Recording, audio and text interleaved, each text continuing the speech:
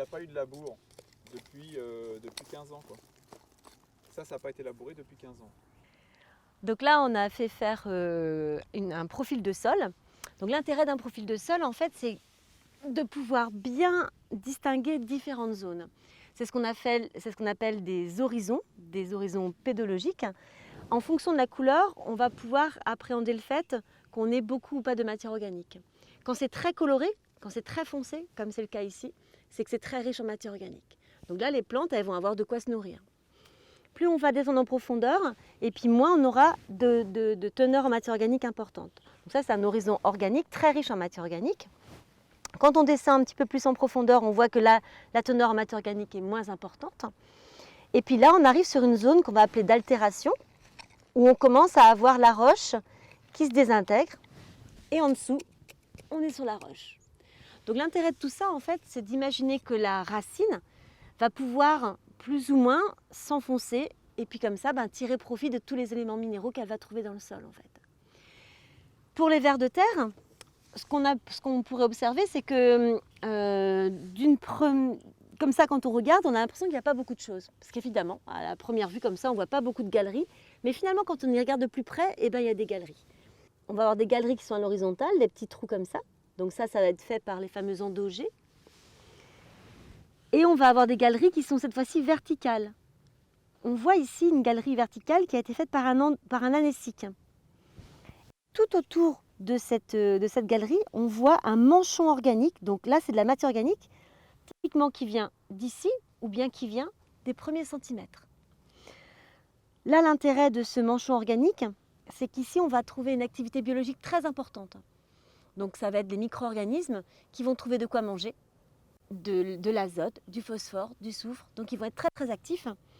Et c'est dans cette zone-là aussi qu'on va pouvoir observer l'absorption de certains éléments, donc le blocage de certains éléments le long de cette galerie. Le sol, ça se fait d'une part par la dégradation, l'altération en fait, de notre substrat rocheux, la roche qui est ici, et puis c'est la dégradation et l'incorporation de la matière organique qui est à la surface. Donc en fait, le sol, il se forme par le bas et par le haut, comme ça. Plus des transferts de matière. Et il ne faut pas négliger ces transferts de matière. Ça peut être des limons, ça peut être des limons, des argiles qui peuvent être transportés, des sables aussi, avec la rivière, avec des rivières ou bien avec le vent, tout simplement en fait. Et c'est tout ça qui va faire qu'on va avoir un épaississement de notre sol. Quand on regarde donc le sol avec ces différents horizons, ce qu'on va observer, c'est ce qu'on appelle la structure des sols. Donc vous voyez, c'est tout ce qui est lamellaire. Là, pour le coup, elle est très compacte. Et on imagine que ça ne va pas être facile pour les plantes de traverser ça. Quand on regarde en fait un sol, plusieurs choses vont être importantes, et notamment la partie porosité. La partie porosité, comment est-ce qu'on peut créer de la porosité dans un sol? En fait, il y a trois manières. Il y a d'abord le climat, qui va par des alternances entre des moments secs ou des moments de pluviométrie. On va observer en fait des fentes qui vont se créer dans le sol. Donc ça, c'est vraiment le côté très mécanique. Après, on peut avoir l'intervention de l'homme, notamment par un travail du sol. Et là, c'est vraiment le côté mécanique, mais lié à l'activité de l'homme, qui va générer de la porosité. Et on en a besoin. Quand le sol est très compact, on a besoin, certaines fois, de créer de la porosité. Et enfin, il y a une autre manière, c'est à travers la biologie. Donc on attend justement notamment des vers de terre qui puissent restructurer le sol et améliorer en fait la structure de manière à ce que l'air et l'eau puissent à nouveau s'infiltrer. Donc ne jamais perdre de vue ces trois manières d'obtenir en fait de la porosité. Après, tout l'intérêt en fait d'avoir de la porosité d'origine biologique par rapport à de l'origine physique ou mécanique, donc climatique ou mécanique, c'est typiquement, alors quand on regarde ici, donc là on voit que c'est très compact, il n'y a pas de porosité. Donc on va essayer de suivre un endroit et trouver de la porosité. Donc on arrive ici, une porosité qui est verticale, on la voit, elle descend ici, elle descend, elle descend, elle descend. Donc ça c'est typiquement une galerie qui est créée par des anéciques qui vont aller chercher cette matière organique à la surface du sol, qui vont l'enfouir dans le sol. Donc on voit bien qu'ici il y a un enrichissement de tout cet horizon-ci grâce à nos anéciques. Et ce manchon organique qui est ici, en fait, il va avoir aussi une de ses fonctions, ça va être d'abriter un grand nombre de micro-organismes. Les micro-organismes vont être là, ils vont être très actifs parce qu'ils ont de quoi manger, parce que c'est aéré. Et l'intérêt de cette zone ici aussi, c'est que lorsqu'il va y avoir des phytosanitaires, des pesticides qui vont arriver, qui vont percoler, et ben, ces pesticides peuvent être bloqués et dégradés ensuite par les micro-organismes. Donc c'est le côté filtrant et le côté en fait dégradation des micro-organismes par les micro-organismes qu'on attend aussi dans ce sol. Alors évidemment que si on a la chance d'avoir un couvert végétal comme ça va être déjà une première barrière à l'infiltration de notre solution et notamment de nos phytosanitaires. Donc il faut réfléchir, encore une fois, il faut réfléchir vraiment dans la globalité. Mais cette galerie-là, elle aura quand même l'intérêt de permettre à l'eau de s'infiltrer. Donc qui dit plus d'eau qui s'infiltre veut dire moins d'eau qui ruisselle. Qui dit moins d'eau qui ruisselle dit aussi, encore une fois, moins d'érosion. Donc cette galerie, elle a vraiment un rôle double, améliorer l'infiltration et le fait d'avoir ce manchon organique qu'on ne retrouve pas le long d'une fissuration d'origine mécanique ou même climatique. On n'a pas ce couvert organique, et bien ce couvert organique qui va permettre de filtrer et de dégrader en fait les contaminants qu'on peut retrouver en fait dans l'eau.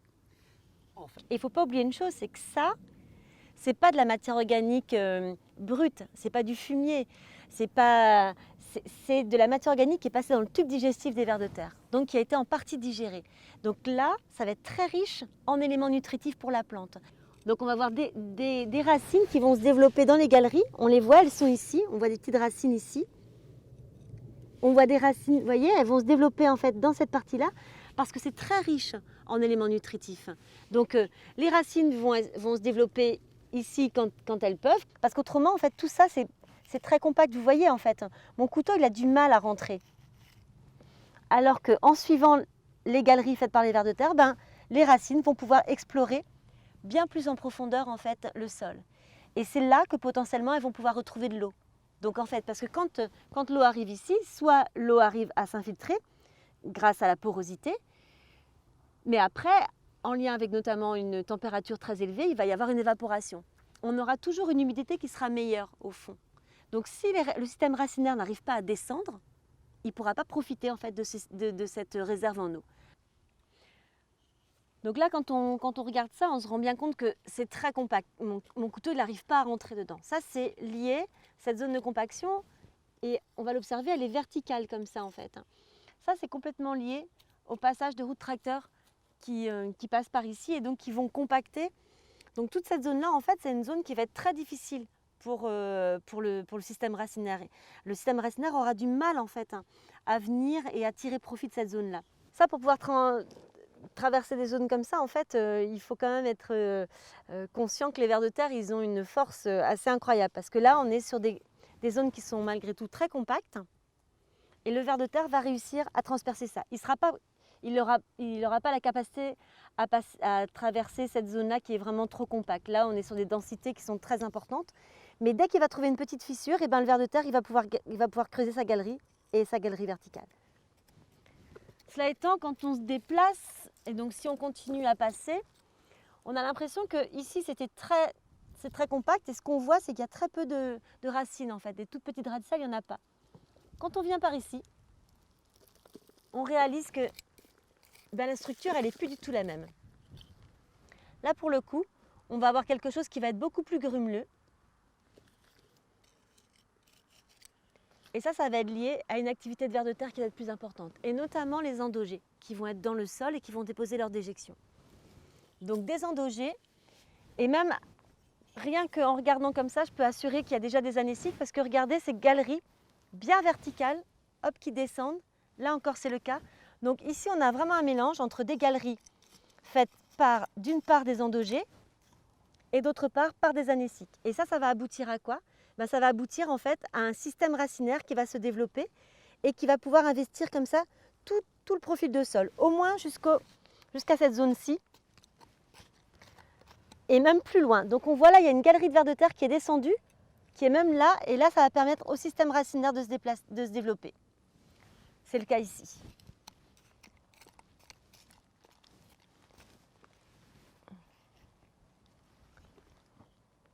Donc encore une fois, des galeries de vers de terre qui sont tapissées par le système racinaire. Et là, c'est une logette d'estivation. Dans cette zone-là, C'est la logette en fait où le ver de terre il va venir s'enrouler quand les conditions climatiques seront vraiment très contraignantes. Il va s'enrouler sur lui-même et puis il va attendre que les conditions soient meilleures pour être à nouveau actif. Il peut attendre comme ça pendant plusieurs mois. Ce qu'il faut vraiment retenir, c'est que dans le sol, il y a des organismes qu'on arrive à voir, c'est le cas des vers de terre, puis il y a des organismes qu'on n'arrive pas à voir parce qu'ils vont faire partie de ce qu'on appelle la mésofaune, donc de plus petite taille, voire la microfaune. Et notamment parmi la microfaune, donc inférieure à 0,2 mm, ben, on va retrouver les nématodes. Donc ces nématodes peuvent être des fois positifs parce qu'ils vont participer à la dynamique de la matière organique, ils vont dégrader la matière organique, et puis d'autres sont complètement négatifs parce qu'ils vont consommer en fait les racines vivantes. Donc pour le coup, ça va être des ravageurs pour les cultures.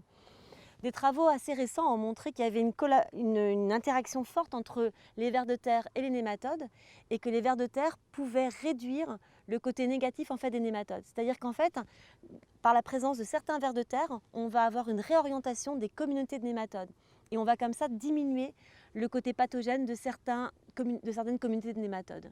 Donc ça, c'est quelque chose qu'il faut aussi avoir en tête, c'est que ces interactions fortes qu'il y a entre les organismes du sol, ça va avoir des effets sur du long terme. C'est-à-dire que là, on parle de réguler en fait des nématodes ou réguler des pathogènes qui vont être des éléments négatifs pour les productions végétales. Donc, quand on parlait des différentes fonctions qu'il y a dans le sol, il y a vraiment toutes ces fonctions-là. La dynamique de la matière organique, la structuration des sols, la dynamique des nutriments et puis la régulation des pathogènes, la régulation en fait de la mauvaise biodiversité dans le sol, quoi. Donc c'est tout ça qu'il faut vraiment garder en tête, c'est ces interactions fortes qu'il existe. Et la dernière chose que je pouvais vous montrer, c'est que parmi toutes les interactions fortes qu'il y a, évidemment, tout à l'heure on a parlé des ingénieurs physiques des sols quand on parlait des vers de terre, les ingénieurs chimiques du sol, c'est vraiment les micro-organismes. Et on a ici par exemple le développement des champignons qui vont participer à la dégradation en fait, de notre résidu de culture ici.